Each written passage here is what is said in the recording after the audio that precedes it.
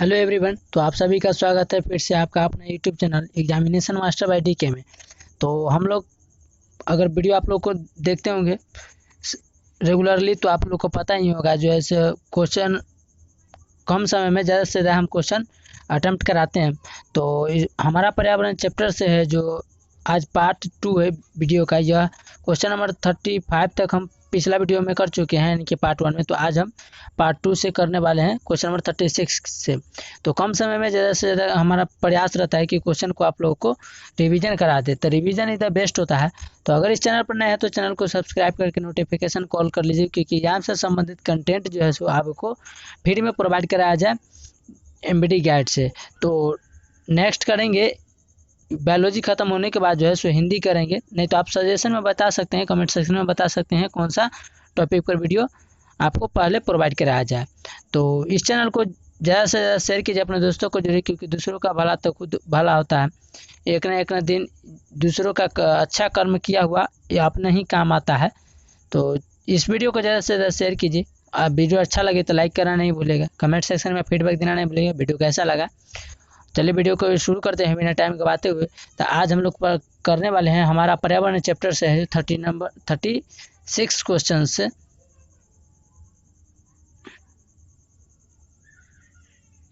तो question number 36 है। Question number 36 है फर्स्ट कि मैदानी पारिस्थितिक तंत्र में मेढक किस प्रकार का उपभोक्ता है। अगर मैदानी क्षेत्र पर देखा जाए तो तंत्र में मेढक जो है फ्रॉग यानी किस प्रकार का उपभोक्ता है, प्राथमिक, द्वितीयक, तृतीयक या कोई नहीं। तो हम लोग क्वेश्चन को पढ़ेंगे और आंसर जो होगा सही उसका टिक करेंगे, क्योंकि रिवीजन हम लोग कर रहे हैं। तो ज़्यादा से ज़्यादा क्वेश्चन कम समय में आपको प्रोवाइड हो सके ये हमारा प्रयास रहता है। और एग्जाम से संबंधित कोई भी क्वेश्चन आपको प्रश्न छूट नहीं पाए, एक एक नंबर आपके लिए काफ़ी मायने रखता है, ये हम समझ सकते हैं। तो वीडियो को ध्यानपूर्वक देखिए, बस इतना है। और वीडियो अच्छा लगे तो शेयर कीजिएगा, क्योंकि आप लोग की सपोर्ट है और आप लोग को मेरा ज़रूरत है। तो मेरा प्रयास रहेगा कि आप लोग को एक भी नंबर छूट ना पाए, एक भी क्वेश्चन ऐसा ना हो जो छूट पाए। एग्जामिनर क्वेश्चन जब भी पूछता है तो चैप्टर वाइज पूछता है, चैप्टर से कहीं से पूछ सकता है। तो हम चैप्टर वाइज आपको हर एक कंटेंट जो है सो प्रोवाइड कराएंगे। सिर्फ आप लोग वीडियो को ज़्यादा से ज़्यादा शेयर कीजिए। तो क्वेश्चन नंबर फर्स्ट है कि मैदानी पारिस्थितिक तंत्र में मेढक किस प्रकार का उपभोक्ता है।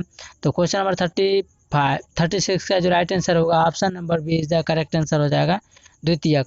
मैदानी परिस्थिति के तंत्र में मेढक किस प्रकार का उपभोक्ता है, तो द्वितीयक option number B is the correct होगा। नेक्स्ट है कि निम्नलिखित में से कौन आहार श्रृंखला यानी कि फूड चेन का निर्माण करता है। निम्नलिखित में से कौन आहार श्रृंखला का निर्माण करते हैं, गेहूं तथा आम, घास, गेहूं तथा आम, या घास, बकरी तथा मानव।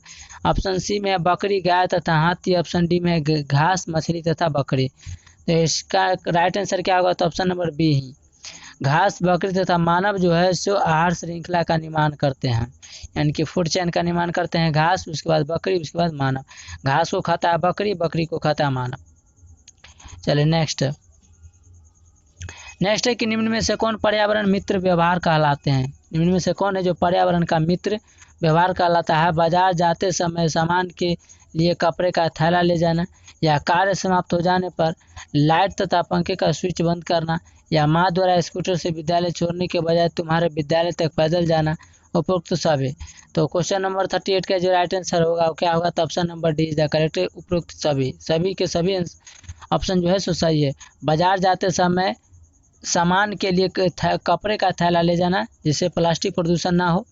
कार्य समाप्त यानी कि काम समाप्त हो जाने पर लाइट तथा पंखे का स्विच बंद कर देना, इससे बिजली खपत ना हो, बिजली की बचत होगा। सेकंड में है यानी कि सी में, माँ द्वारा स्कूटर से विद्यालय छोड़ने के बजाय तुम्हारे विद्यालय तक पैदल जाना। उपरोक्त सभी के सभी ऑप्शन जो है सही है। नेक्स्ट है क्वेश्चन नंबर 39, जीव मंडल के विभिन्न घटक तथा उसके बीच ऊर्जा, पदार्थ और आदान प्रदान सभी एक साथ मिलकर निर्माण करते हैं। जीव मंडल के विभिन्न घटक तथा उसके बीच ऊर्जा और पदार्थ का आदान प्रदान सभी एक साथ मिलकर निर्माण करते हैं। तो निर्माण करते हैं, पारिस्थितिकी तंत्र का या वायुमंडल का या स्थल मंडल का या जलमंडल का। स्थल मंडल यानी कि भूमि, जलमंडल यानी कि पानी, और वायुमंडल मतलब आकाश या पारिस्थितिकी तंत्र का। तो क्वेश्चन नंबर 39 का जो राइट आंसर होगा option number A is the correct है, पारिस्थितिकी तंत्र का। जीव मंडल के विभिन्न घटक तथा उसके बीच ऊर्जा और पदार्थ का आदान प्रदान यानी कि अदला बदली, ये सभी एक साथ मिलकर किसका निर्माण करते हैं, तो पारिस्थितिकी तंत्र का, पारिस्थितिकी तंत्र का। तो option number A is the correct answer है। नेक्स्ट है क्वेश्चन नंबर 40, निम्नलिखित में कौन प्राकृतिक पारिस्थितिक तंत्र है। निम्नलिखित में कौन प्राकृतिक पारिस्थितिकी तंत्र है, पार्क, फुलवारी, कृषिभूमि या समुद्र। तो इसका राइट आंसर क्या होगा क्वेश्चन नंबर 40 का, तो ऑप्शन नंबर डी, समुद्र जो है सो प्राकृतिक पारिस्थितिकी तंत्र है। पार्क मानव द्वारा बनाया जाता है, फुलवारी भी मानव द्वारा बनाया जाता है, कृषि भूमि तो कृषि ही करता है, तो समुद्र जो है सो मानव द्वारा नहीं बनाया जाता है, इसीलिए यह प्राकृतिक यानी कि नेचुरल पारिस्थितिकी तंत्र है, सिस्टम है। नेक्स्ट करते हैं क्वेश्चन नंबर 41 कि जीव मंडल की स्वपोषित संरचनात्मक एवं कार्यात्मक इकाई को क्या कहते हैं। जीव मंडल की स्वपोषित संरचनात्मक एवं कार्यात्मक इकाई को क्या कहते हैं। तो क्वेश्चन नंबर 41 का जो राइट आंसर होगा ऑप्शन नंबर सी, पारिस्थितिकी तंत्र कहते हैं। क्या कहते हैं, पारिस्थितिकी तंत्र जीव मंडल की स्वपोषित संरचनात्मक और कार्यात्मक इकाई को पारिस्थितिकी तंत्र कहते हैं। नेक्स्ट है क्वेश्चन नंबर 42, क्वेश्चन नंबर 42 है कि निम्नलिखित में से कौन स्थलीय परितंत्र नहीं है। स्थलीय यानी कि स्थल पर रहने वाले इसमें से कौन परितंत्र नहीं है, जंगल, एक्वेरियम, घास के मैदान या मरुस्थल। तो क्वेश्चन नंबर 42 का जो राइट आंसर होगा option number B is the correct answer है, एक्वेरियम। एक्वेरियम है, स्थलीय परितंत्र नहीं है। नेक्स्ट करते हैं, नेक्स्ट है कि सीएफसी का पूर्ण नाम क्या है। देखिए क्वेश्चन यहाँ पर समझ में नहीं आता है काफ़ी सारे स्टूडेंट का, सीएफसी है तो सीएफसी क्वेश्चन पूछने का इसका लॉजिक है कि सीएफसी क्या है। तो सीएफसी क्या है, तो इसका जो आप लोग अगर वीडियो रेगुलरली देखते होंगे मेरा, तो हम एक क्वेश्चन करते हैं लेकिन उसके ऑप्शनल के अनुसार हम काफ़ी सारे आंसर बता देते हैं। तो सीएफसी का जो पूरा नाम होता है, सी से होता है क्लोरो, सी से होता है क्लोरो, सी से होता है क्लोरो, और एफ से होता है फ्लोरो, एफ से होता है फ्लोरो, और फिर सी से होता है कार्बन, सी से होता है कार्बन यानी क्लोरो फ्लोरो कार्बन होता है। तो देखिए कौन सा ऑप्शन में सही है, chloro fluoro carbon, carbon fluorine carbon, carbon fluoro carbon, carbon fluoro chloro. तो option number A is the correct answer हो जाएगा क्वेश्चन नंबर 43 का। तो इसका राइट आंसर क्या होगा, तो option number A is the correct होगा। नेक्स्ट है, मृत शरीर को पचाने वाले जीवों को क्या कहते हैं, यानी कि कोई भी जीव जंतु जिसका शरीर जो है सो मारा हुआ है, लाश है, उसको पचाने वाले जीवों को क्या कहते हैं। तो उसको क्या कहते हैं, उत्पादक क्या कहते हैं। तो इसका राइट आंसर जो होगा, जो अपघटक जीव कहलाते हैं, क्या कहलाते हैं, अपघटक जीव कहलाते हैं। क्वेश्चन नंबर 44 का जो राइट आंसर होगा option number B is the correct है, अपघटक यानी कि मरा हुआ शरीर को खाकर पचाने वाले को अपघटक कहते हैं, यानी कि उसको समाप्त कर देता है खा पी करके। नेक्स्ट है, वनों की अधिक कटाई का परिणाम होगा, क्या होगा, कम वर्षा होगा। अगर वन यानी कि वृक्ष को ज़्यादा से ज़्यादा मात्रा में काटे तो क्या होगा, वर्षा में कमी आएगा या भूस्खलन होगा, यानी कि धरती का जो है सो मिट्टी बहाव क्षेत्र होगा, या भूमि अपरदन तथा बाढ़ आएगी, या उपरोक्त सभी। तो क्वेश्चन नंबर 45 का जो राइट आंसर होगा option number D is the correct है, उपरोक्त सभी होगा। अगर वनों की अधिक से अधिक कटाई करेंगे, जंगलों की अधिक से अधिक कटाई करेंगे तो वर्षा में कमी आएगी, भूस्खलन होगा, मिट्टी का कटाव होगा, बहाव होगा, भूमि अपरदन तथा बाढ़ होगा, भूमि जो है सो ह्रास होगा, यानी कि मिट्टी का कटाव होगा, बाढ़ की समस्या आएगी, और उपरोक्त सभी होगा। इसका राइट आंसर डी होगा। नेक्स्ट है, जैव वातावरण में शामिल होते हैं। तो जैव वातावरण में क्या शामिल होते हैं, तो क्वेश्चन नंबर 46 का जो right answer option number B, जंतु पौधे तथा मनुष्य, जंतु पौधे तथा मनुष्य जैव वातावरण में शामिल होते हैं। नेक्स्ट है कि सही आहार श्रृंखला का पहचान करें। चिड़िया को सांप खाता है, सांप को घास खाता है। ऑप्शन बी में है मछली घास को खाता है, घास गाय को खाता है, या ऑप्शन डी सी में है बकरी घास को खाता है और घास हिरण, यानी हिरण घास को खाता है, घास बकरी को खाता है। तो इसका राइट आंसर क्या होगा, ऑप्शन डी में है घास घास जो है सो हिरण खाता है, हिरण को शेर खाता है। तो क्वेश्चन नंबर 47 का राइट आंसर क्या होगा, तो option number D is the correct है। देखिए घास को सांप खाता है, नहीं खाता है, तो ये ऑप्शन तो गाय घास को खाता है, गाय जो है सो घास को खाता है, गाय घास के खाता है, लेकिन घास जो है सो मछली को खाता है, नहीं खाता है। हिरन यहाँ पर देखिए, हिरन घास को तो खाता है, यहाँ तो ठीक है, लेकिन घास बकरी को खाता है? घास कहीं बकरी को खाएगा कि बकरी घास को खाएगा? और ऑप्शन डी में है कि शेर खाएगा हिरन को और हिरन खाएगा, यानी कि ऐसे भी याद रख सकते हैं, शेर खाएगा हिरन को और हिरन खाता है घास को। तो ये option number D is the correct answer हो जाएगा। इनमें से कौन मुर्दाखोर है? इनमें से कौन है जो मुर्दाखोर है? चील, सियार, कौवा, इनमें से सभी। तो क्वेश्चन नंबर 48 का जो राइट आंसर होगा ऑप्शन नंबर डी है। मुर्दाखोर क्या है? तो चील भी मुर्दा खाता है, सियार भी खाता है, कौवा भी खाता है, इनमें से सभी। ऐसा ही कोई ज़रूरी नहीं है कि आदमी का ही मुर्दा होगा, किसी भी जीव जंतु जो मर गया है उसका भी, उसको ही मुर्दा कहते हैं, यानी कि मरा हुआ। देखिए क्वेश्चन 2015 और 21 में फर्स्ट शिफ्ट में ही पूछा गया क्वेश्चन है। नेक्स्ट है कि ओजोन परत किस मंडल में पाया जाता है? ओजोन परत किस मंडल में पाया जाता है? ओजोन लेयर समताप मंडल में, जल मंडल में, स्थल मंडल में, क्षोभ मंडल में। तो क्वेश्चन नंबर 49 का जो राइट आंसर होगा option number is the correct है, समताप मंडल में पाया जाता है ओजोन परत, यानी कि ओजोन लेयर। चलिए नेक्स्ट है, देखिए ओजोन लेयर में कहाँ छिद्र देखा गया है? तो अंटार्कटिका में छिद्र देखा गया है, जहाँ पर लोग नहीं निवास करता है बल्कि वैज्ञानिक लोग वहाँ रिसर्च के लिए जाते हैं। तो अंटार्कटिका में जो है सो ओजोन लेयर में छिद्र देखा गया। अगर ओजोन लेयर में छिद्र हो जाए तो सूर्य का पराबैंगनी किरण है जो अधिक से अधिक मात्रा में धरती पर आएगा और मानव जीवन के लिए घातक साबित होगा। उससे जो है सो पराबैंगनी किरण से त्वचा कैंसर होता है। नेक्स्ट है क्वेश्चन नंबर 50 की निम्न में से कौन, यानी कि इनमें से कौन जैविक प्रक्रम द्वारा अपघटित होने वाला पदार्थ है? जैविक के प्रक्रम द्वारा जो है सो अपघटित यानी कि घटने वाला, उनको खा पी कर पचाने वाला पदार्थ है। सूखा घास पत्ते या पॉलीथीन बैग या रबर या प्लास्टिक के बोतल। क्वेश्चन नंबर 50 का जो राइट आंसर होगा option number A is the correct answer हो जाएगा। सूखे घास पत्ते जो है जैविक प्रक्रम द्वारा अपघटित होने वाला पदार्थ है। चलिए नेक्स्ट है क्वेश्चन नंबर 51। क्वेश्चन नंबर 51 है कि ऑक्सीजन सभी प्रकार के वायवीय जीवों के लिए, देखिए श्वसन दो प्रकार का होता है, एक होता है वायवीय, एक होता है अवायवीय।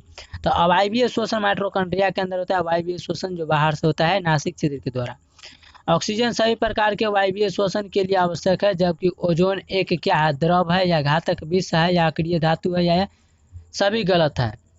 तो क्वेश्चन नंबर 51 का जो राइट आंसर होगा option number B is the correct हो जाएगा, घातक विष है। ऑक्सीजन सभी प्रकार के वायवीय जीवों के लिए आवश्यक है, जबकि ओजोन एक क्या है? तो घातक विष है, मानव के लिए घातक साबित होगा।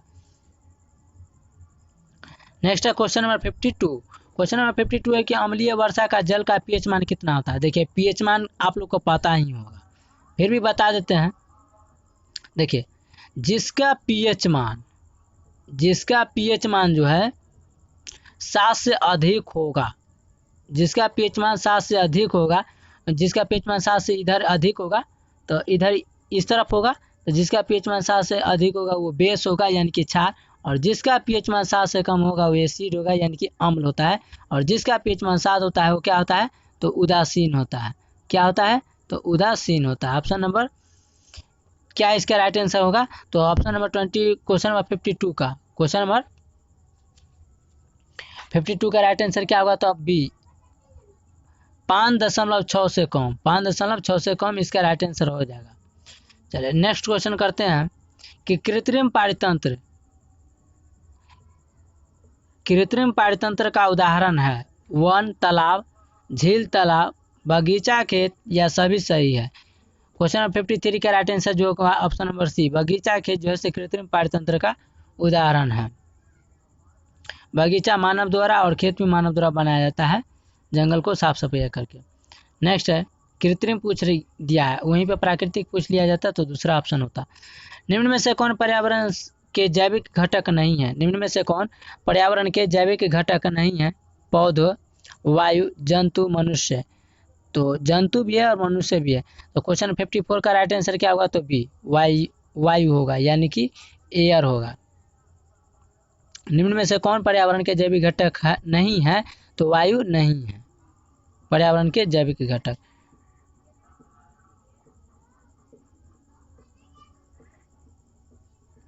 नेक्स्ट है कि निम्न में से कौन जैव अनिम्नीकरणीय प्रदूषक है? निम्न में से कौन जो है सो अनिम्नीकरणीय प्रदूषक है? गोबर गैस, प्लास्टिक, पानी, कागज। तो क्वेश्चन नंबर 55 का राइट आंसर क्या होगा? तो option number B is the correct answer हो जाएगा, प्लास्टिक। प्लास्टिक जो है सो इनमें से और निम्नीकरणीय प्रदूषक है।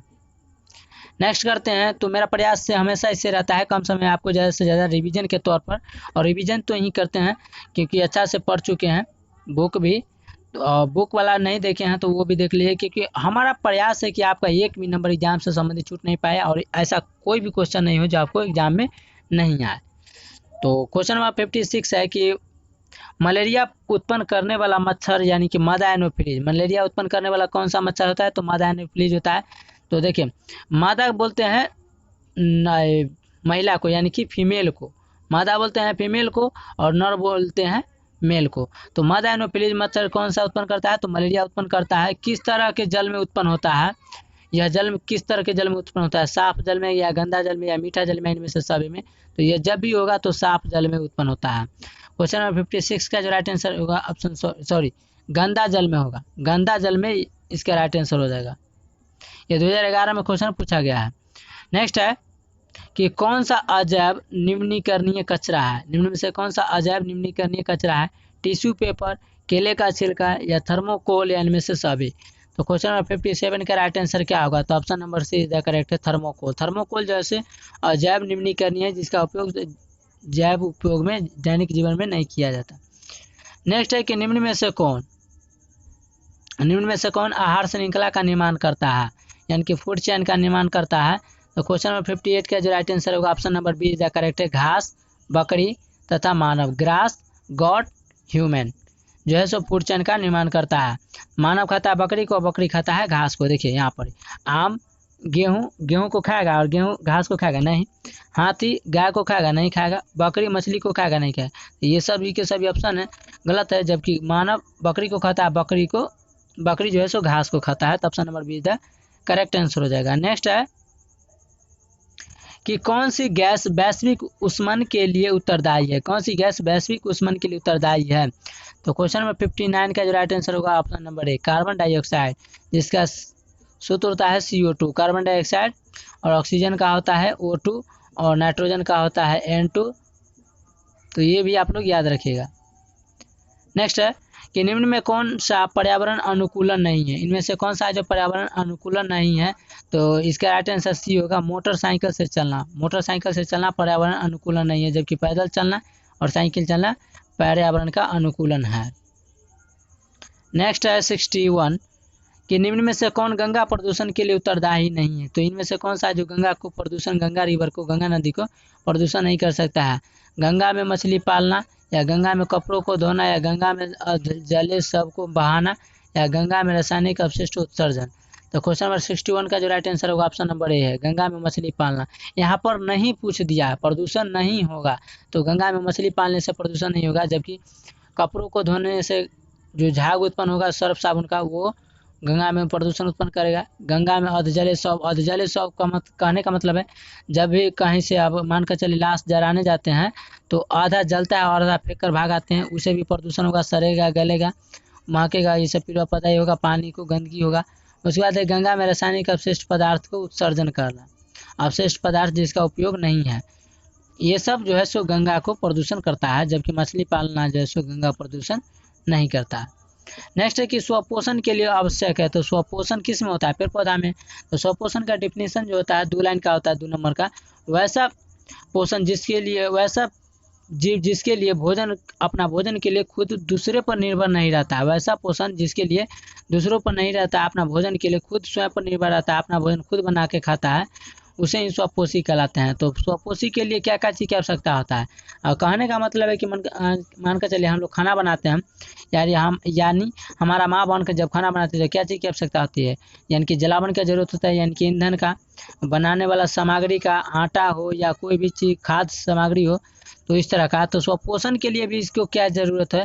तो पर्णहरित कहने का मतलब क्लोरोफिल होना चाहिए। पेड़ पौधा हरा रहे तभी हरा रहेगा तो क्लोरोफिल पाएगा, उसमें मैग्नीशियम पाया जाता है, और सूर्य का प्रकाश होना आवश्यक है और कार्बन डाइऑक्साइड होना आवश्यक है। तो option number D is the correct है, यानी कि सभी के सभी आवश्यक है। तो स्वपोषण किस में होता है? तो पेड़ पौधे में होता है। नेक्स्ट है कि कौन सा परंपरागत ऊर्जा स्रोत है? कौन सा है जो परंपरागत ऊर्जा स्रोत है? तो क्वेश्चन नंबर 63 का जो राइट आंसर होगा option number A is the correct है, जैव मात्रा यानी कि बायोगैस। बायोगैस किससे कहते हैं? तो मीथेन को कहते हैं। किसके कहते हैं? तो मीथेन को कहते हैं, जिसका सूत्र जो होता है CH4 होता है। यह धान के खेत में पाया जाता है मीथेन गैस। नेक्स्ट है कि कर्नाटक में जल संग्रहण स्थान को कहा जाता है। कर्नाटक में एक जल संग्रहण यानी कि ऑब्जर्व करने का जगह है, स्थान है, प्लेस है, तो उसको क्या कहा जाता है? एरिस कहा जाता है, सुरंगम कहा जाता है, या हार कहा जाता है, या कट्टा कहा जाता है। तो क्वेश्चन नंबर 64 का जो राइट आंसर होगा ऑप्शन नंबर डी, कट्टा कहा जाता है। कर्नाटक में जल संग्रहण स्थान को कट्टा कहा जाता है। क से कर्नाटक और क से कट्टा, ऐसे भी याद रख सकते हैं, किसी तरह याद रखना है। नेक्स्ट है कि निम्नलिखित में से कौन सा ऊर्जा का नवीकरणीय स्रोत है? निम्नलिखित में से कौन सा ऊर्जा का नवीकरणीय स्रोत है? तो क्वेश्चन नंबर 65 का जो राइट आंसर होगा ए, जय मात्रा। जय मात्रा जो है सो नवीकरणीय ऊर्जा का स्रोत है। तो स्रोत किसे कहते हैं? मान कर चलिए जिस चीज़ से हमें ऊर्जा की प्राप्ति होता है उसे ऊर्जा का स्रोत कहते हैं, जैसे कि केला हो गया, यानी कि बहुत सारा हो गया खाद्य सामग्री। और इसी तरह एक फिजिक्स में आता है कि प्रकाश स्रोत किसे कहते हैं? तो जिस वस्तु से प्रकाश निकलता है उसे ही प्रकाश स्रोत कहते हैं। तो ये सब एक दूसरे से रिलेट करके रखिए। क्वेश्चन नंबर 66 है, यानी कि लास्ट है हमारा पर्यावरण चैप्टर का। नेक्स्ट है कि टेढ़ी बांध किस नदी पर स्थित है, बनाया गया है, या किस नदी पर स्थित है? तो टेढ़ी बांध जो है से किस नदी पर स्थित है? तो क्वेश्चन नंबर 66 का जो राइट आंसर है ऑप्शन नंबर बी है। टेढ़ी बांध किस नदी पर है? तो गंगा नदी पर बनाया गया है। तो option number B is the correct answer होगा। तो आई होप ये वीडियो आप लोग को अच्छा लगा होगा। तो मिलेंगे नेक्स्ट टॉपिक यानी कि नेक्स्ट चैप्टर के साथ, यानी कि प्राकृतिक संसाधन का प्रबंधन, यानी कि मैनेजमेंट ऑफ नेचुरल रिसोर्स के से संबंधित वीडियो में। तो आई होप ये वीडियो अच्छा लगा होगा। तो ज़्यादा से ज़्यादा लाइक कीजिए, क्योंकि आप लोग के कंटेंट तैयार करने में बहुत मेहनत लगता है, क्योंकि रात के 10 से 11 बज रहे होते हैं, उस समय आप लोग के लिए वीडियो शूट करना पड़ता है, क्योंकि यहाँ पर जो है आपको शोरगुल का आवाज़ ज़्यादा बैकग्राउंड में सुनाई न दे, लेकिन फिर भी जो है सो कुछ सुनाई देता है, तो आप लोग मैनेज कीजिएगा। तो ज़्यादा से ज़्यादा वीडियो को शेयर कीजिएगा। अगर इस चैनल पर नए हैं तो चैनल को सब्सक्राइब कर लीजिएगा, क्योंकि एग्जाम से संबंधित जो है सो आपको फ्री में कंटेंट, नोट से संबंधित और वीडियो से संबंधित फ्री में कंटेंट प्रोवाइड कराया जाएगा। अगर लाइफ से संबंधित यानी कि जीवन से संबंधित या एग्जाम से संबंधित कोई भी कन्फ्यूजन हो या कोई भी डिस्कशन हो, तो हमारा टेलीग्राम या इंस्टाग्राम पर जो है वहाँ अपना पर्सनल मैसेज छोड़ सकते हैं, वहाँ आप सोल्यूशन पा सकते हैं। क्योंकि यूट्यूब पर छोड़ते हैं तो सभी को सभी जो है सो रीड कर, क्योंकि पर्सनल जो समस्या होता है वो कुछ प्राइवेसी होता है उसका भी। तो आप हमारा इंस्टाग्राम या टेलीग्राम या फेसबुक पे वहाँ से ज्वाइन कर सकते हैं। एग्जामिनेशन मास्टर ID के सर्च करके कहीं भी आप हमें ज्वाइन और फॉलो कर सकते हैं। और एग्जाम से संबंधित या जीवन से संबंधित कोई भी कन्फ्यूजिंग या कोई भी डाउट हो तो आप क्लियर कर सकते हैं। तो मिलेंगे नेक्स्ट वीडियो में नेक्स्ट टॉपिक यानी कि प्राकृतिक संसाधन का प्रबंधन से। तो आज के लिए इतना है। Thank you. जय हिंद, जय भारत।